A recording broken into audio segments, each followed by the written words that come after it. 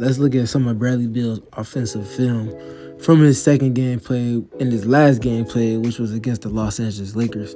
I talked about already some of the stuff that he did in the first game in the film session previously. So I want to just kind of look at some of what we saw in the second game, because some of that stuff was even more unique, or a little bit more telling, because he had his legs under him a little bit more in that second game against the Lakers. So let's go ahead and just look at some of that and just kind of speak to how it translates to him on the floor with Devin Booker, and even more so him in the minutes where Devin Booker is off the floor. First play here, we're going to see sideline out of bounds. He's the initiator, and as we talked about all season, something that's an action that's not unique to the Suns, but something that they run at a high efficiency on volume, and that's just going into their kind of like split action or zoom action, using Nurkic as a hub and the connector off a sideline out of bounds. So he pitches it over to Nurkic, gets the screen from Grayson Allen, and this is going to be a grade A playmaking, just playmaking prowess from Nurkic. But just look at how Bradley Beal and how quickly he's moving off the ball, just the pace that he moves at, and how that's going to generate an opportunity for him to get downhill and display some explosiveness. I think that the rest that he's gotten, if he came back sooner, he may have been a little more timid in terms of making sudden movements and explosive movements like these, especially given it as a lower back injury. However, I think the rest that's come in addition to being was hoped to be fully healthy upon returning shows on some more flashes and athleticism and explosiveness like that one. And then here was a fun rep as we see him just kind of leaking ahead. So we see the make from the Los Angeles Lakers. We see them trying to parse through who's going to take the ball, who's taking it out, and who's going to take it up the floor. And we're going to see Bradley Beal just get ahead of the ball, floating up that right side of the floor. And look at this right here. Something they got into a little bit in the Bulls game, but that they also got into as well in the Lakers game, that I'm hoping to see between him and Devin Booker especially, whether they're with Bradley Beal as a screener or with Devin Booker as a screener and Beal bringing it up the floor. And that's them getting into pistol action. Just quick hitters early in the shot clock with pace to just put the defense on their heels and manipulate matchups even more so at the inception of possessions on a possession-by-possession basis. And we see Bill, this is going to get a little choppy just because Cam Reddish tries to take a charge or their feet get tangled up. Nonetheless, the screen here we see from Bradley Beal just kind of just gets things flowing. And then they kick it over to Nurkic, and then this is where Pistol starts to take on some triangle offense principles in terms of hitting Nurkic at the top of the key. And then obviously with Reddish falling down, Bradley Beal's going to be wide open. He's going to be able to get up a quick layup. But just looking at the quick hitter nature of this set and the activity that comes with it and the pace that they're playing with in it even more, the pace and the tempo.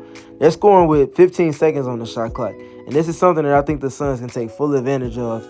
And also just generally cutting down the time of possession spent in the half court over the course of a game with Beal because of the pace and tempo at which he moves at, and just the abundance of movement in general from him as a screener, as a cutter, and things of that nature.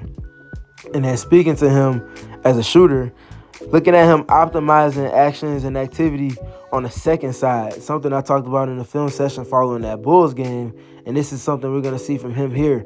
Clearing out to the second side, specifically to that corner to where his man is going to be the one that's the low man, and they get into an empty corner or empty side action. So seeing Bradley Beal here clearing out to this corner, and then you see the Suns reconfiguring their spacing as we see Nurkic and Kevin Durant getting into a pick and roll on the empty side on the other side of the floor. And then we're going to see the dominoes fall as they get to the short roll. Nurkic is obviously, again, rolling into space because of the space enabled from Bradley Beal clear-cutting to the opposite corner. And now the dominoes are going to fall. Nurkic being optimized as a playmaker now. Durant's one pass away. They get a little bit of two to the ball.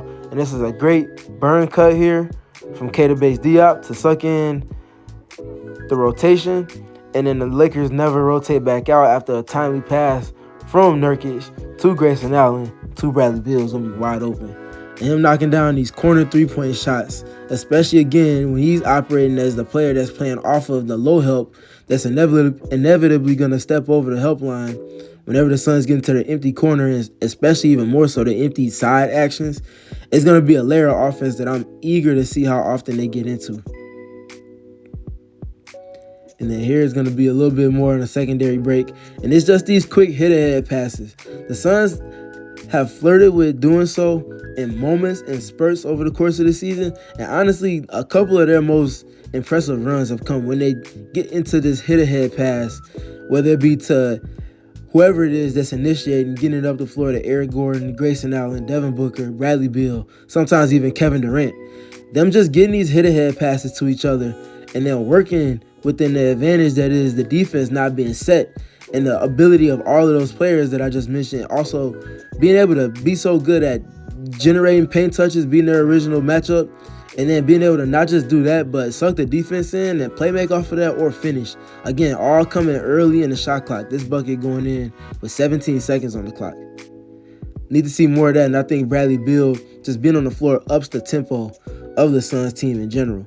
Almost a little bit closer to track meet style in terms of them getting the ball up the floor quickly and just playing without the defense being completely set quite yet. And even more so in the half court with his off-ball movement. And then here's just him pulling up in a little bit of a secondary break. This is more pistol action here. This time it's going to be him with the ball. And this is Josh Okogie setting the screen. And he's just going to pull up at the mesh point of the switch.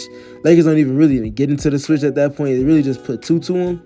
But again, because he's such in rhythm with this, he's just flowing into it, and that's a knockdown. And this is just another layer that's being added to the offense. And these are all occurring with Kevin Durant off the floor at the moment. So just looking at him operating, let's just say with Kevin Durant being out of this game in minutes without Devin Booker, this is just kind of the juice and the punch that you're getting to your rotations, having Bradley Beal back in the mix. And seeing a little bit more of that here, this is going to end up being a foul, but it's just his stubborn ability to work off of screens, work off of handoffs, work off of screens and handoffs in the same action, and be able to just get downhill. This is going to his left hand, by the way. Just being able to fight through this initial jam that Cam Reddish gives him as he navigates over the screen, playing through the physicality and the contact, being able to navigate below the free throw line, get a paint touch, get a reaction out of the defense, and ultimately navigate himself to the free throw line. Another layer that the Suns are going to definitely benefit from is him just being able to play through contact, and it's just his drives in general in multiple offensive contexts. And then here we see him working as the Suns have Okogie clear to the opposite side so that they can empty the corner for Bradley Beal and Nurkic to work in the two-man game in the empty side. We see Bradley Beal just doing a great job, again, with his patience and with his suddenness. He's not a high-volume pick-and-roll operator, though he's shown that he can over the course of multiple seasons at the end of his stint with the Washington Wizards. Nonetheless, we just see a little bit of his dynamic just kind of playing out, getting a reaction out of the defense. You see the forcing the reaction out of Austin Reeves here, creating a much better angle for him to come off of the screen, setting up the guy before he comes off.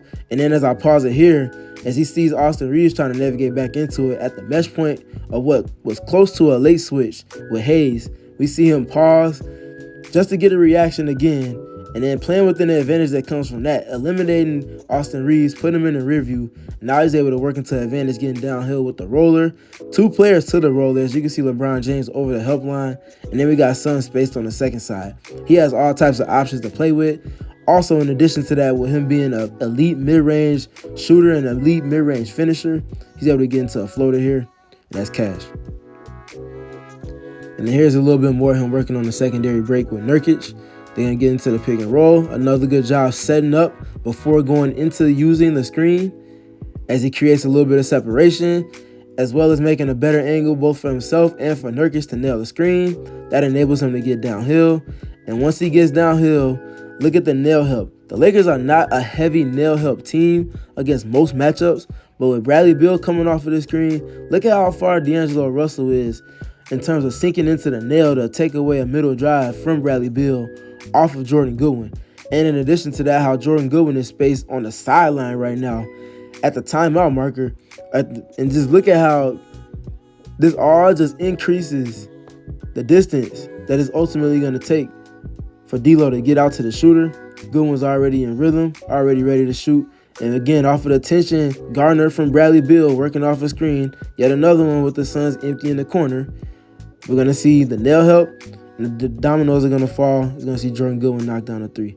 Again, the others are really going to benefit from Bradley Beal being on the floor, especially in the Devin Booker off minutes. And that's what we saw there. And adjacent to that, with Booker not being in this game against the Lakers, Kevin Durant being off the floor. And then here's at the end of the half, the Suns get into some of their traditional screens with Smalls to get a mismatch to work at. They get the advantage that they want. And then we get to see Bradley Beal boogie with his suddenness, his handle, and again, all finishing with a drive. His drives just really hit different, and they have just a different type of pop and a different type of juice to them. As you just kind of see him play with the downhill look initially, gets Christian Wood to turn his hips, the pullback dribble to make him turn his hips again, and then attack the top foot one more time, and then the extended arm finish to beat the extra help from Anthony Davis here. As you can see, we still frame it here. This is just a very impressive finish, and this is something that Bradley Beal gets to consistently. Getting downhill, getting below the free throw line, and playing in the paint for himself and for others. And then one last rep here, just looking at Bradley Beal with Nurkic. I think something that's going to be enabled a little bit more as the Suns get closer to full strength is the versatility that they can use Nurkic in. We've seen him with multiple stints with connecting, playing out of the post, playing out of the elbow, playing out of the mid-post, in delay action. I think the more the Suns get closer to fully healthy, the more they'll be able to use the abundant versatility that Nurkic brings in multiple different contexts on offense. Here, an example of them getting into pistol 5 action. So we see the pitch in, and then we see Bradley Beal just getting to the cut. So he pitches it over, and now he's setting up like he's going to cut off of that into the corner on that strong side. And then obviously we see Cam Reddish jump to the ball, and that automatically sees Bradley Beal flip into a backdoor cut. And then obviously Nurkic being enabled as a passer to get downhill now, again with the opposing 5 being pulled away from the basket because Bradley Beal's pitching it to Nurkic early. And then we're going to see him just, again, the backdoor cut. Now he's got a paint touch. Now they're starting the advantage. And this is not going to end with Bradley Beal scoring, but this is going to start with him initiating the advantage. Again, off of the cut, the misdirection, and then gets downhill. Now it's a paint touch. All of the Lakers underneath the free throw line are sucked into the paint. He's got 4 players around him. And now look at the advantage that the Suns are able to play in. This is going to be a closeout. As I mentioned before, closeouts are an advantage, especially when they're generated like this off of a paint touch. Grayson Allen's going to be enabled to attack. He gets a paint touch off of that drive on the second drive. And now look at the help from the second side being in the paint with Anthony Davis. And look who's wide open. Nurkic. He's able to line him up, take a dribble, and knock it down. These are just the little things that Bradley Beal is bringing to the Suns. It's going to be fun to see him with Devin Booker, but it's going to be even more fun to see what he does in terms of actions and movement and just general pace and tempo that he brings in the Booker off minutes.